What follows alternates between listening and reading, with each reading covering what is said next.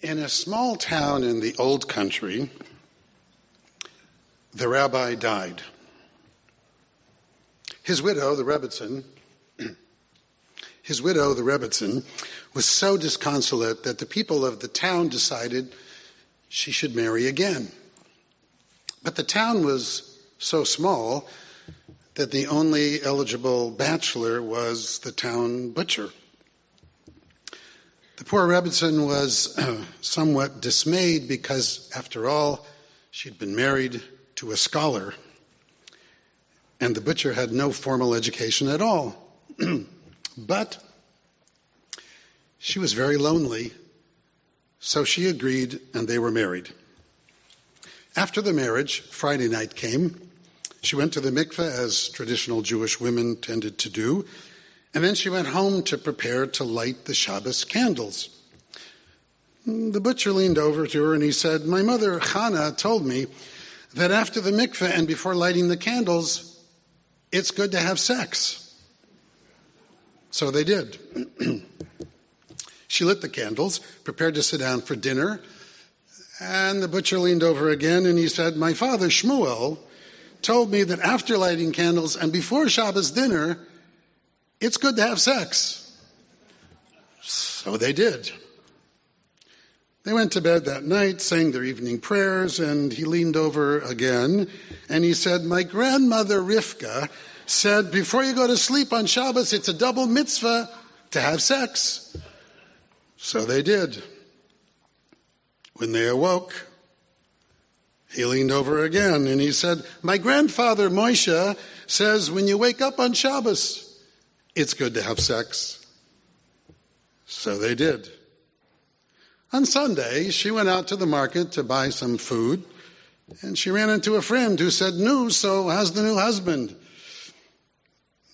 She replied, "Well, a scholar he isn't, but he comes from a wonderful family."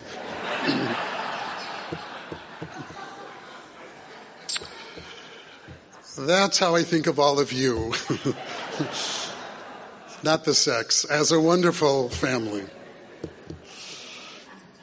You know, as many of you know, it's been a challenging year for my own family. I had the privilege of standing here last year and teaching the lessons that I learned from my amazing mother, Betty Reuben, as she turned 100 during Rosh Hashanah last year. It was really one of the greatest joys of my life, knowing that she was actually watching and listening and hearing those words of tribute and love, finding solace and satisfaction in knowing that her life had such an amazing impact, not only on me and my sisters, but on so many others who reached out and shared what she'd meant to them in their lives as well. That was literally an experience I will never forget. She literally got to hear her own eulogy, which frankly I think is a great idea for everyone. Sadly, Mom died only a few months later.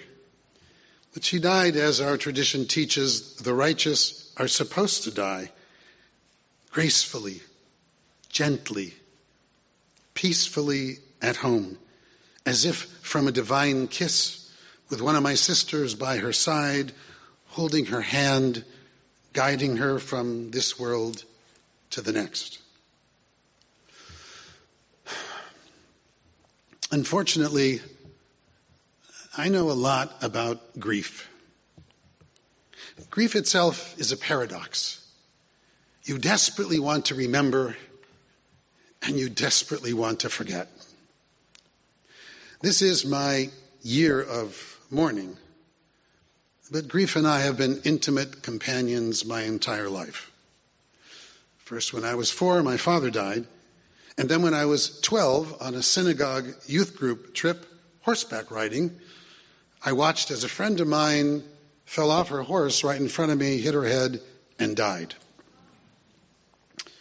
And now I've spent almost 50 years as a rabbi, with thousands of funerals and shivas and holding the hands of those devastated by loss, sitting with family after family after family, being at the bedside of countless men and women and, God forbid, the children who have died.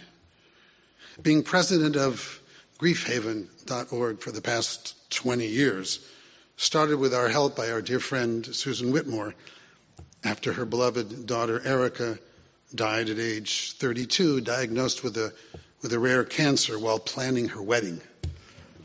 Griefhaven.org has over 1 million visits a year, testifying to the deep and profound need of so many in search of healing and comfort in their grieving.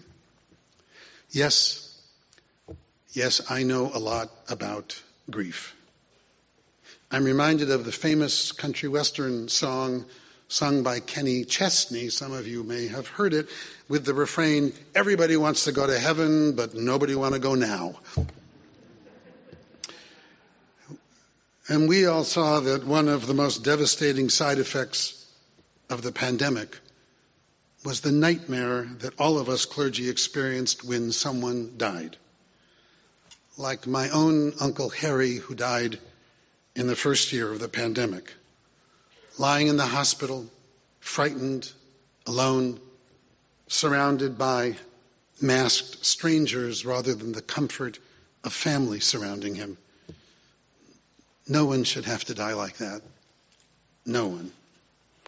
No gathering of loved ones to share stories and comforting memories. No extended family, friends, or community to gather to accompany their loved one from one life to death. And then there were those funerals themselves. Stark, lonely, no more than 10 people allowed, everyone wearing masks, had to be outside, everyone 6 feet apart from each other, only one household of mourners, no one allowed to carry the casket or even place earth on the grave or hug their loved ones. Death itself became the loneliest of traumas for everyone touched by its cold, lifeless fingers during those tragic months. Only Zoom, distant, impersonal, sterile, literally inhuman and inhumane. On the other hand, we the Jewish people, we are a people, a civilization that recognizes that death and life literally go hand in hand, and that have always seen memory itself and the sharing of memories of loved ones as a sacred act. It's fascinating that in classic rabbinic literature, when an evil person is mentioned, his name is followed by an acronym for the Hebrew words Yamach Shemo. May his name be blotted out. In the minds of our ancient sages, the worst thing that one could wish upon another, the curse of all curses, is that he or she will be forgotten. And yes, the opposite is also true. When we speak about a good person, when we speak of someone we love, someone we admire, someone who made a difference in our lives, here, Jewish tradition teaches us to say, Zichrono livracha. May his or her memory be a blessing.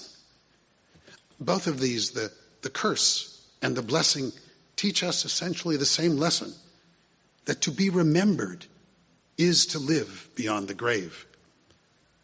Then again, we've all heard the famous Woody Allen line, I don't want to live on in the hearts of my friends and family. I want to live on in my apartment. We all know, really, that there certainly is a life after death for those we love. It's a life that is lived literally every day, in our hearts, in our souls, in our dreams, in our daily comings and goings, with every memory, every moment we think of them, every word they would have said, every act they would have done in the same moment. One of the many lessons I learned from my mother's death is that the real challenge in our lives is to not only be good descendants, but to be good ancestors as well.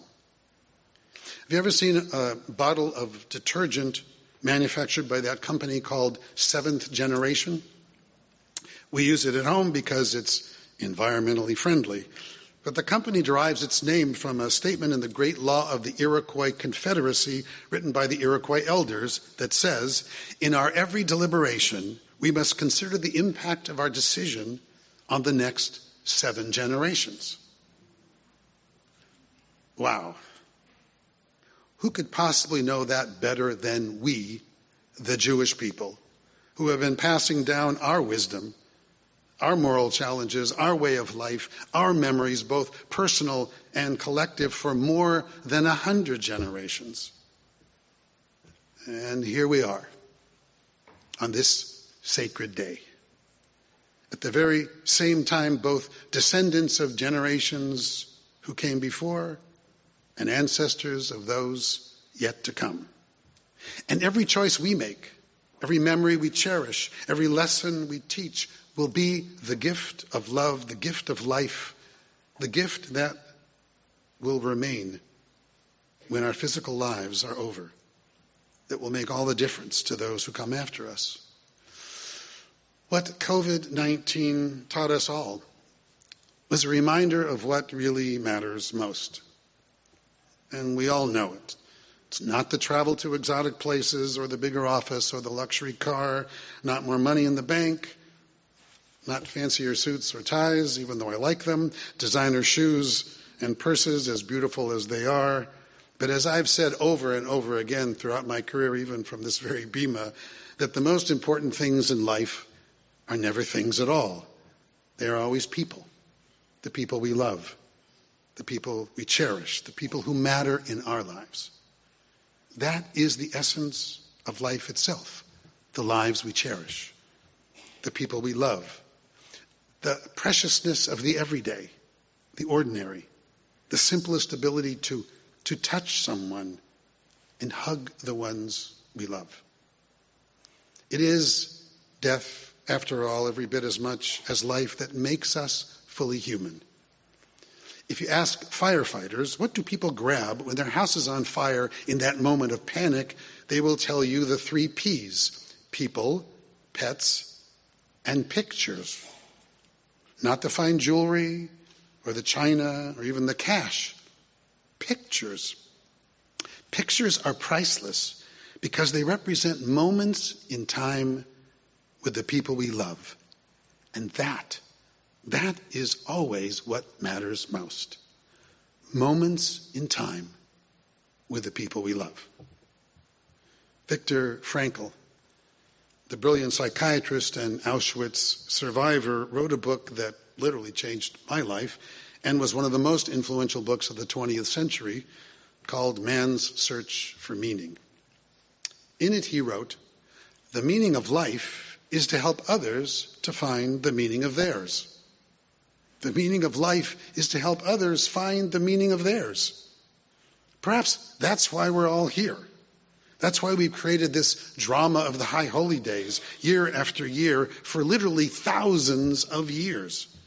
To remember, in spite of our insecurities and our often faltering sense of self-worth, that we are, as Jewish tradition teaches us, but little lower than the angels.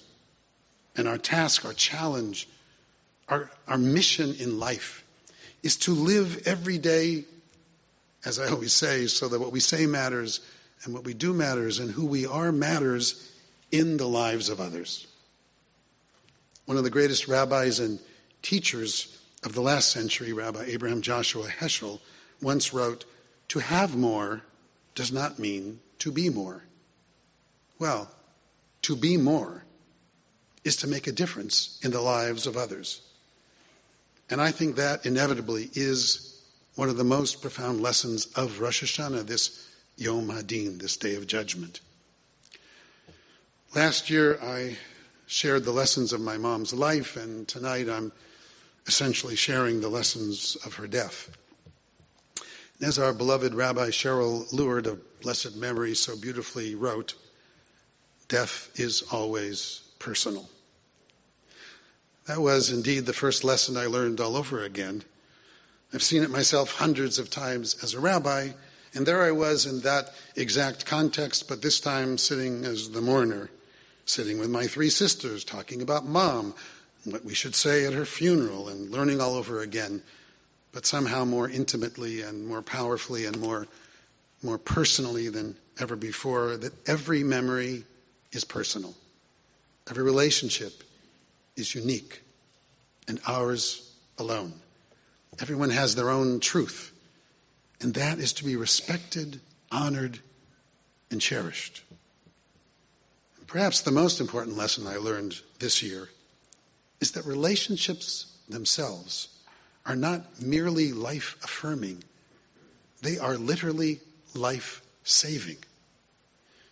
In Genesis, God says it's not good for people to be alone.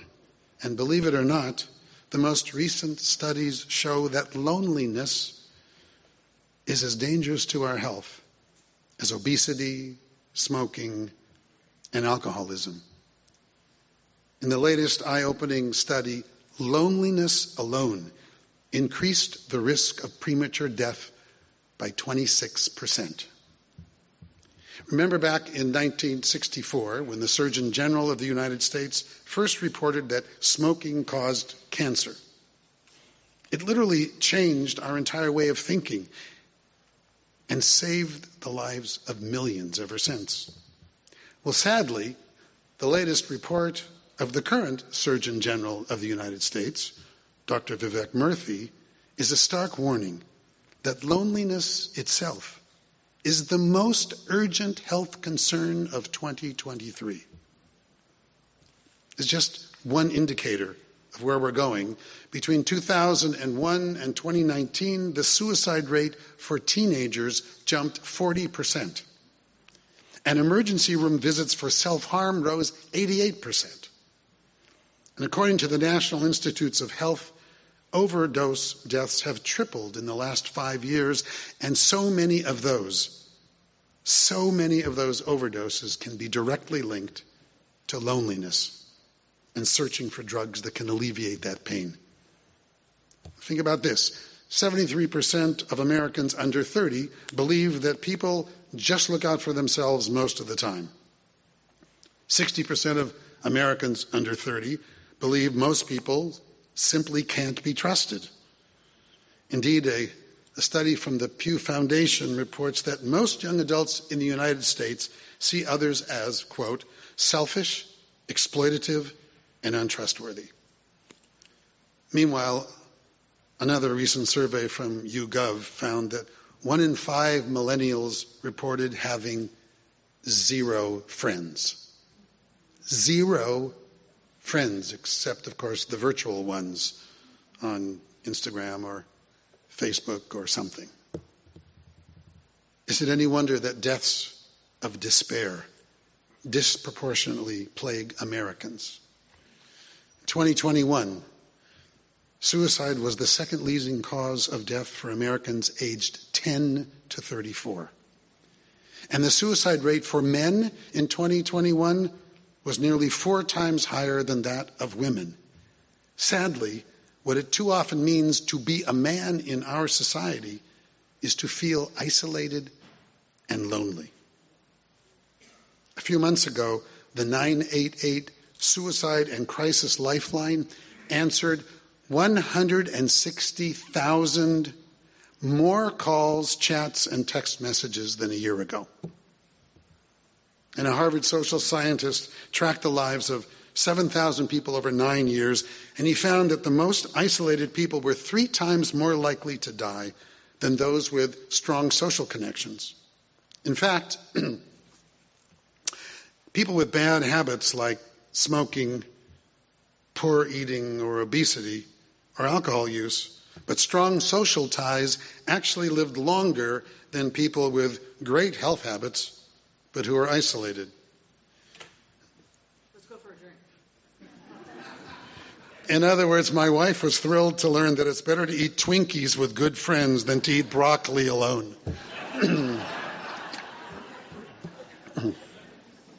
And I'm a vegan, so. James Baldwin once said, "Not everything that is faced can be changed, but nothing can be changed until it's faced."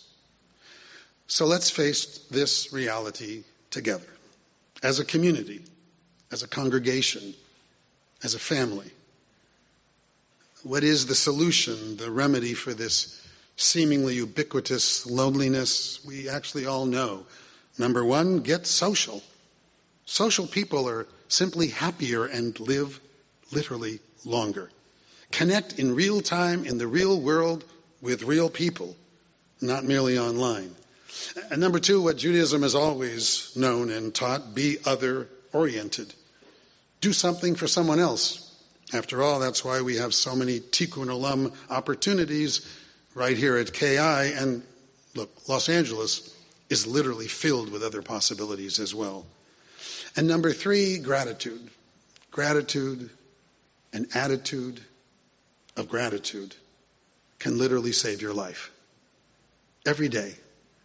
Acknowledge your gifts, your blessings, your talents, your relationships, your life itself.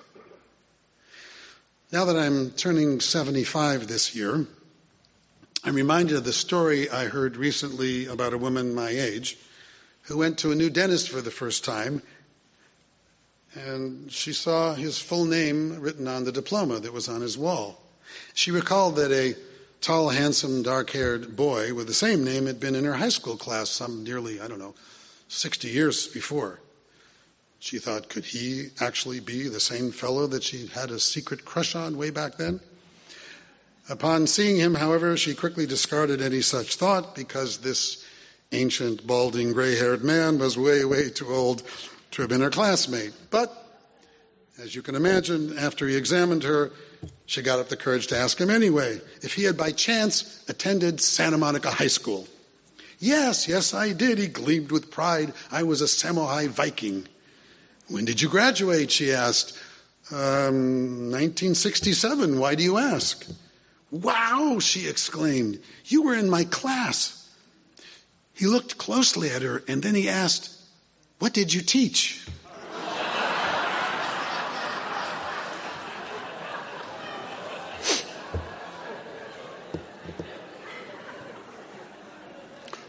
Well, this is what we teach.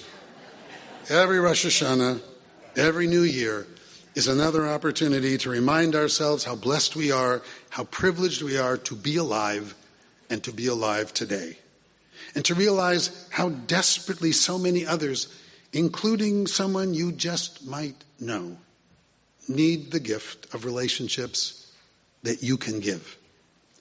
So join a group, call a friend, reconnect with those who have drifted out of sight or out of mind. I think virtually every family I know has someone that someone else doesn't talk to. So perhaps this year, perhaps this week, reach out and talk to that person and reestablish lost relationships. If you do, I promise your life will be richer and much more meaningful. And you might just literally save the life of someone you know by simply being someone who matters in their life in the year ahead. Shana Tova and Shabbat Shalom.